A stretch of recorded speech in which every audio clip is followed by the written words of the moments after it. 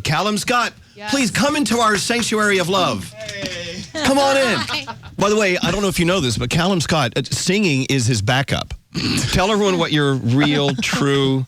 So, ironically, when I was 15, I was in a bouncy house and I dislocated my shoulder. Right. And it happened many times after. I used to skateboard. I used to be very active. Right. And so I decided that I was going to be a little hero and be a physiotherapist.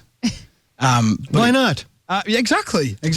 It all from a bouncy house accident. From a bouncy house accident. We had an idea. We want to open a bar called Bouncy House. Yeah. Where all the cocktails are served in sippy cups that don't spill. That is incredible. So you can just bounce around and drink all night until you vomit on each other. Can I invest in this? Yes. Yes. Were you drinking at the Bouncy House?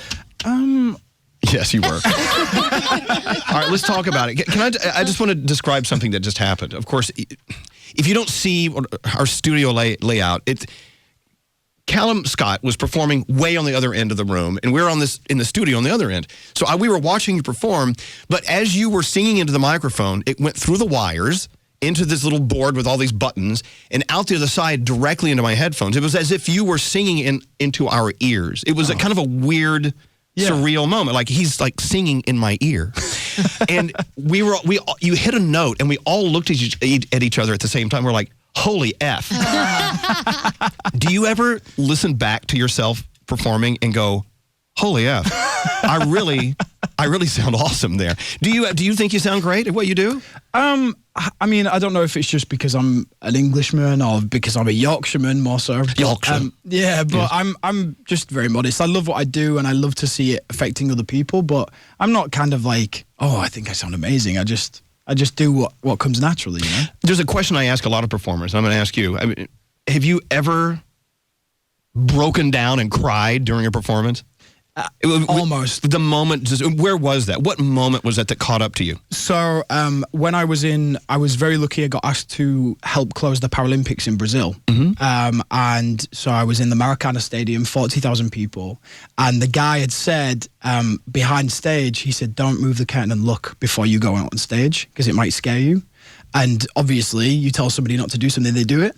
So I was like, I'm going to have a look. So I moved the curtain and my heart just was in my mouth because there's so many people there. Right. And when you say so many, how many? Oh, there was like 40,000. And this is for the closing ceremony of the Paralympics. So it's like a big deal. So I walked out and just as I was singing, like I realized what was going on, you know.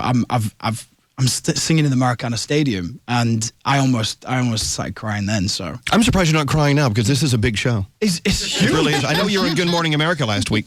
No one watches that. Oh my gosh! I'll have a teary moment afterwards. You will. Yeah. Oh no, let's get him crying now.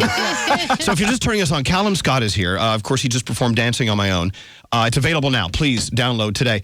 You were on Britain's Got Talent. You didn't win the season, but you went on to huge things. Sometimes I think it's better not to win. Yeah. Do you think so? A lot of times on these like American Idol type shows, I feel like the people who come, runners up do better. Yeah, I think sometimes and that question gets asked a lot is like, do you think it's a curse for winning the show? And I think for some people, I don't think it's necessarily a curse. I just think it's what you do with your position when you win. I mean, I know that I didn't win, and coming sixth was incredible, and the show was amazing, but I knew I wanted to go and do more. I didn't want to just leave it there. I didn't want to just be a contestant on a show. And so I just carried on working really hard, and we put the record out in March of last year, and it's done okay. Yeah, it is. It's doing all right.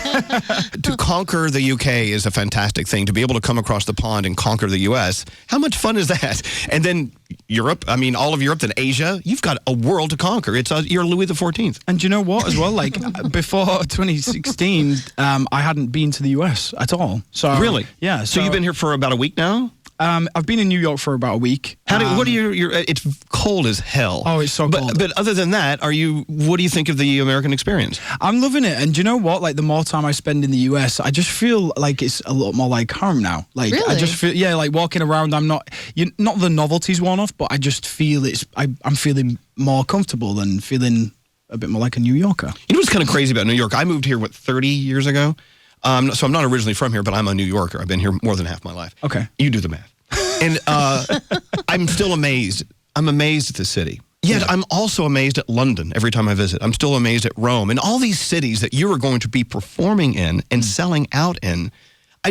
We see and meet performers when they start revving it up, and you have this incredible future, and thank you. We know what's going to happen to you, but we're not going to tell you. Don't forget us, the little people. Yeah, don't oh my forget the little God, people. not little at all.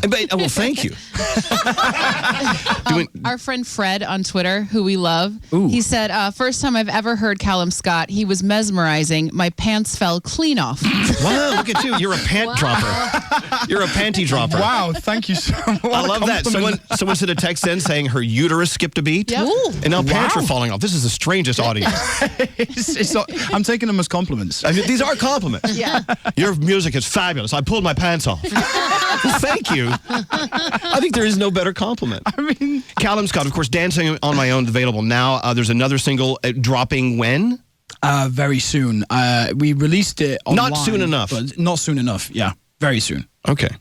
So when can we buy that? Yeah, it's out now. Now? It's out now. Well, Yeah. what are we waiting for? Why are we talking to you? We could be buying your music. Screw Exactly, you. there you go. Callum Scott, of course, please support him, and we can't wait to watch where you're going next. I hope you come back and see us again soon, okay? I would love to. Thank you for having me. Callum Scott. Thank you, guys. Fabulous.